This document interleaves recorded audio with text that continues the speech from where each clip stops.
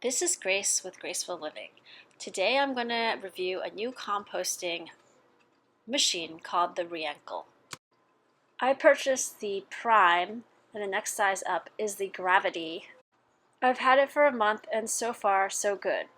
The setup is pretty easy. You just plug it in and you put the charcoal, which comes in a pack, on the back side of the Reencle. There is a starter pack of microbes, and you put it in the machine and then close the lid and let it run by itself for 18 to 24 hours before you add any of your food scraps. Forgot to mention you also have to add some water before you start running the machine. So Reencle is sort of like bokashi composting in that you could put almost anything in there except for seed pits. The good thing is that you don't really have to keep adding the microbes like you have to with bokashi composting. Here I am emptying it. Apparently you can empty up to a third of the compost at one time without having to replace the microbes. The device has two lids, and when you're adding something small, it's much easier to just press the open button on the right side. When you are taking out a lot of things or adding a lot of things, it is much easier to open up the bottom lid, as the top lid has a limited time that it stays open and will come down, usually while you are adding the items. This is what the compost looks like.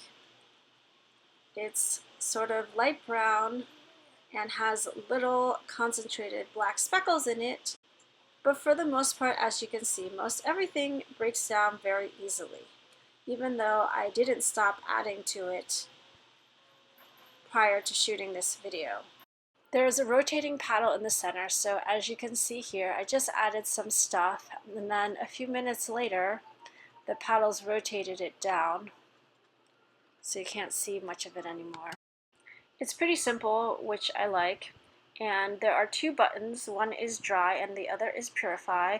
Sometimes when you put too much fruit and vegetables in the system at once, you have to dry it because they have more wet content, let's say meat or dairy.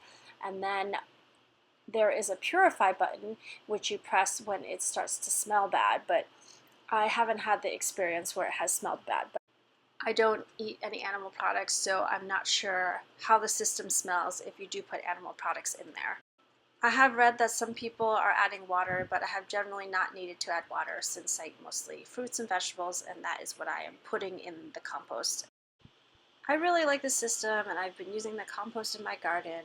I sort of wish I'd bought the bigger model, as I find it's very handy and easy to use, and I don't have to go outside to put my compost in, as I keep it right in the kitchen. It's much easier than turning a compost pile, and easier than vermicomposting because you don't have to avoid certain things. If you like this video, please give me a thumbs up and subscribe, or follow me on Instagram or YouTube. Please go to graceinhawaii.com for more information.